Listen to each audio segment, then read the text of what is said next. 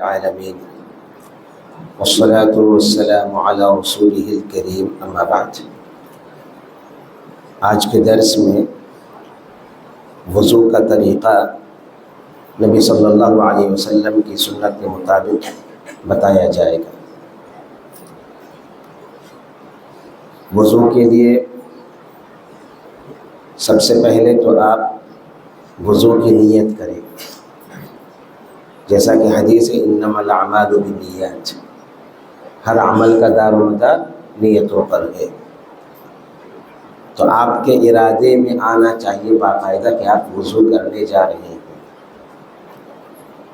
اس کے بعد آپ وضو سے پہلے بسم اللہ پڑھیں۔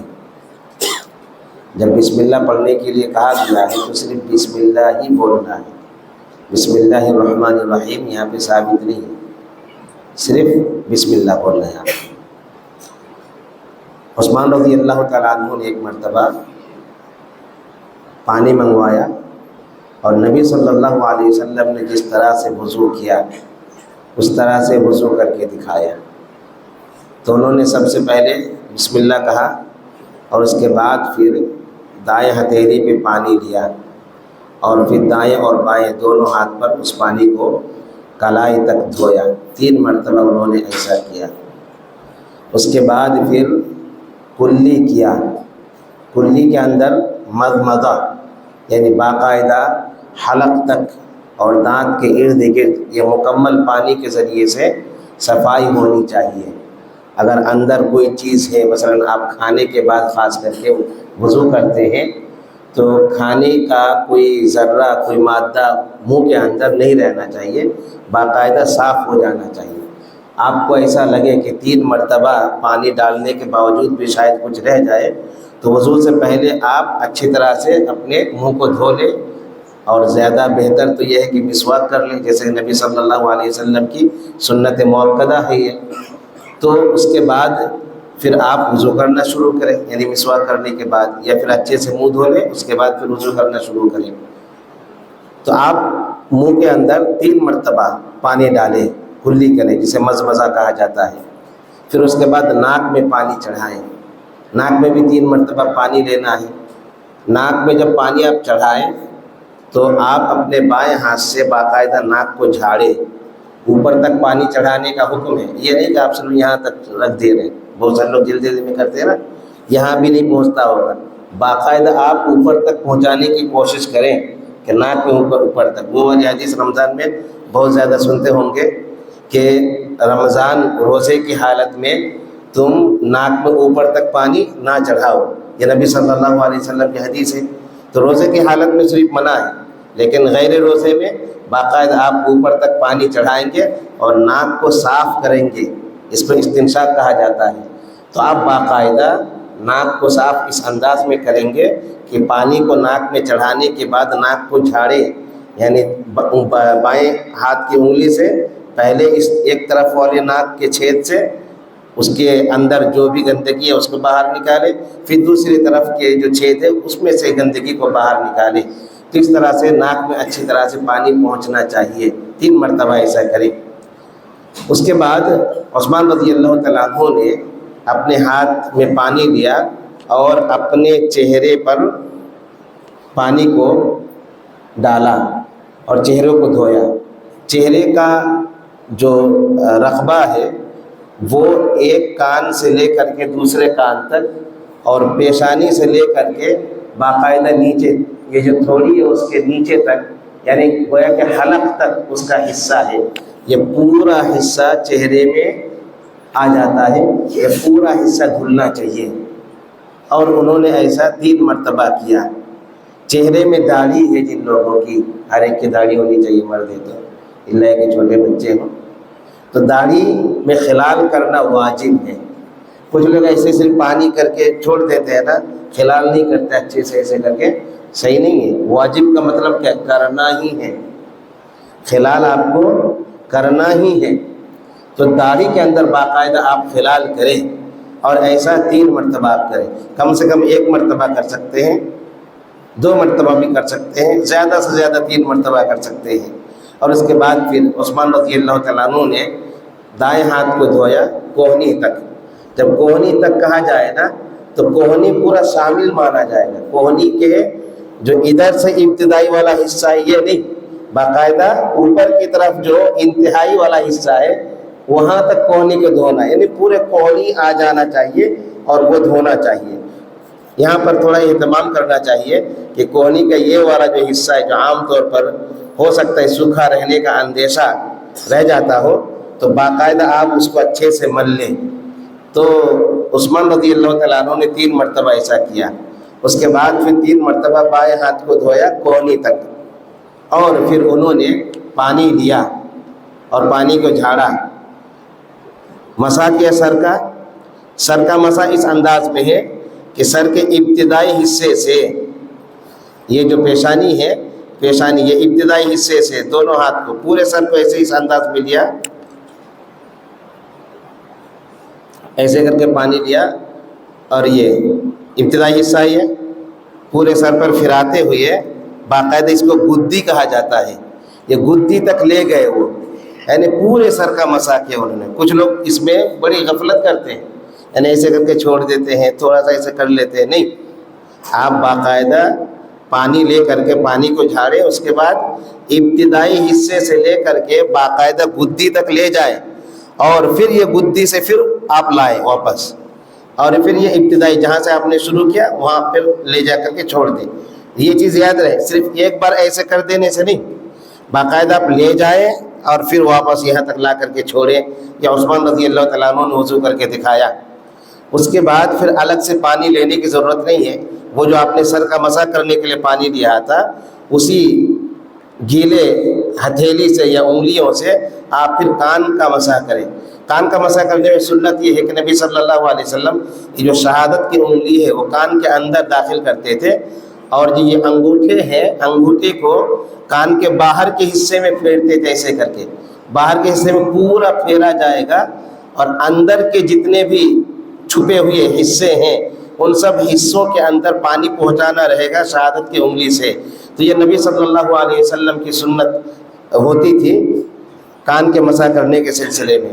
اسی پانی سے سر کا بھی مسح کرنا ہے، اسی پانی سے کان کا بھی مسح کرنا ہے. اور اس کے بعد پھر عثمان رضی اللہ تعالیٰ عنہ نے دائیں پیر کو دھویا ٹخنے تک، باقاعدہ ٹخنے کو شامل کیا. جیسے یہ ٹخنا ہے مان لیجئے تو باقاعدہ اوپر تک، ٹخنے کے اوپر تک دھونا رہے گا مکمل طور پر. انہوں نے اپنے پیر کی انگلیوں میں خلال بھی کیا، چونکہ پیر کی انگلیوں کے اندر سوکھا رہ جانے کا اندیشہ ہے، اس وجہ سے خلال بھی کیا. اور پھر بائیں پیر کو دھویا اسی انداز میں، اور اس کے بعد دعا پڑھی، اشہد ان لا الہ الا اللہ وحدہ لا شریک لہ واشہد ان محمد عبدہ ورسولہ. پھر انہوں نے کہا کہ اللہ کے نبی صلی اللہ علیہ وسلم نے ایسا ہی وضو کیا. اس کے اندر کئی چیزیں اور آپ شامل کر لیں. پہلی چیز یہ کہ ہاتھ اور پیر کی انگلیوں کے بیچ والے حصے کے اندر بھی خلال کرنا ہے. جیسے داڑھی کے بارے میں کہا کہ خلال کرنا ہے، تو خلال کرنا ہاتھ کی انگلیوں کے بیچ میں، ایسا آپ ہتھیلی دھو رہے ہیں نا تو اس وقت بھی آپ کو خلال کرنا ہے. دوسری چیز، باقاعدہ آپ جب ہاتھ یا کوئی اعضاء دھوئیں تو مل مل کر کے دھوئیں. یہ نہیں کہ تھوڑا سا ایسے ایسے کر دیں، نہیں، اچھے سے ملیں اس کو، ایسے کر کے ملیں اچھے سے. باقاعدہ ہر ایک بال کے جڑ تک پانی پہنچ جانا چاہیے. نبی صلی اللہ علیہ وسلم باقاعدہ مل مل کر کے وضو کرتے تھے، اعضاء وضو کو اچھے سے دھوتے تھے، کہیں ذرہ برابر بھی سوکھا نہیں رکھتے تھے. تو ہمیں سوکھا نہیں رکھنا چاہیے. اس کے علاوہ وضو کے اندر جس بات کا آپ اہتمام کریں گے وہ ہے پانی کے استعمال. پانی کا استعمال حد سے زیادہ نہیں ہونا چاہیے. آپ کے پاس یہ نل ہے تو نل کھول کر کے آپ پورا استعمال کر رہے ہیں، کم سے کم 10 لیٹر تو پانی بہتا ہوگا. میں سمجھتا ہوں 5-6 لیٹر بھی ہو سکتا ہے، 5 لیٹر مان لیں تو بھی صحیح نہیں ہے نا. تو کیا کریں گے آپ کریں یہ کہ نل کو کھولیں، کم سے کم 5-10 منٹ لگائیے اسے بنانے. اور بہتر ہے کہ آپ گھر سے بنا کے، کیونکہ یہاں تو لوگوں کی تعداد زیادہ ہو جائے گی، گھر سے بنا کے آئے. گھر سے وضو بنا کر آنے میں فائدہ بھی ہے. آپ باقاعدہ نل کو کھولے، پانی لے، بند کر دیں پھر نل کو. پھر ایسے کر کے جو بھی اعضاء دھوئے باقاعدہ نل کھولے پھر بند کریں، پھر نل کھولے پھر بند کریں. ہو سکتا ہے 2-3-4 مہینے 6 مہینے کے بعد آپ کا نل اس طرح سے خراب بھی ہو جائے، خراب ہو چلے، آپ کا وضو خراب نہیں ہونا چاہیے۔ تو آپ پانی کا استعمال کم سے کم کرنے کی کوشش کریں، اور اس ایک بات کا اہتمام ہونا چاہیے باقاعدہ کہ آپ پانی کا استعمال کم سے کم کریں، چاہے دیگر اور چیزوں میں بھی ہو۔ ایک اور مسئلہ میں بتا دوں، ہمارے یہاں پر بہت سارے بھائی ایسے ہیں جو دیوبند خیالات کے ہیں، ان کو آپ دیکھتے ہوں گے اور آپ کے ذہن میں بھی سوال آتا ہوگا کہ ان کے وضو میں تھوڑا سا فرق ہے۔ فرق کیا ہے کہ وہ باقاعدہ گردن کا بھی مسح کرتے ہیں، یعنی سر کا مسح کر لینے کے بعد، کان کا مسح کر لینے کے بعد وہ گردن کا مسح کرتے ہیں۔ تو میں بتلا دوں کہ یہ جتنی بھی وضو کے طریقے بتائے گئے یہ صحیح حدیث کی روشنی میں بتائے گئے۔ نبی صلی اللہ علیہ وسلم سے کوئی بھی ایسی حدیث نہیں ہے جس میں یہ بتایا گیا ہو کہ آپ صلی اللہ علیہ وسلم نے گردن کا مسح کیا ہو۔ 5 حدیثیں ہیں جو حدیث ضعیف ہے۔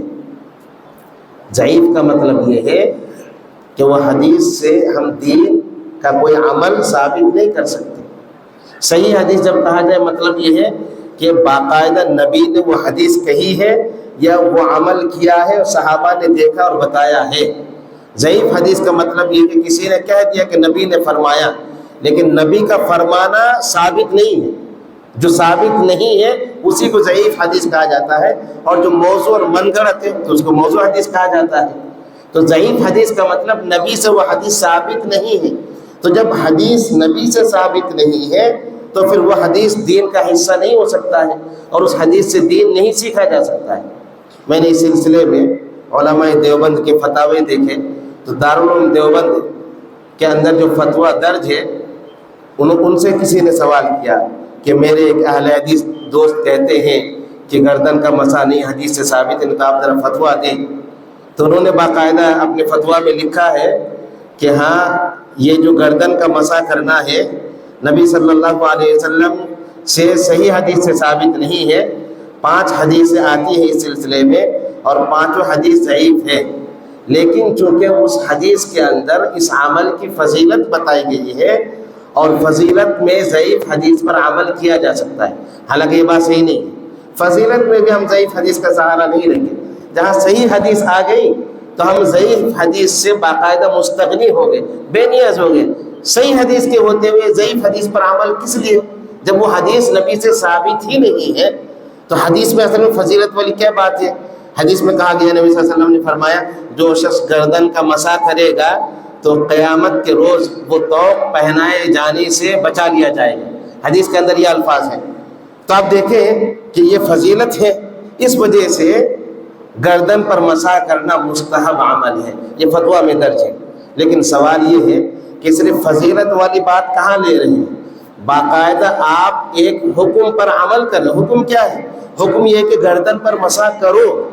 ایسا نہیں کہ گردن پر مسح کرنا کسی صحیح حدیث سے ثابت ہے اور پھر آپ یہ فضیلت والی بات اس پہ چسپاں کر رہے ہیں، ایسا آپ نہیں کر رہے ہیں۔ اس ضعیف حدیث کے اندر جہاں فضیلت بیان ہوئی ہے وہاں ایک عمل کا ثبوت بھی دیا جا رہا ہے، جبکہ وہ ثابت ہے ہی نہیں نبی صلی اللہ علیہ وسلم سے۔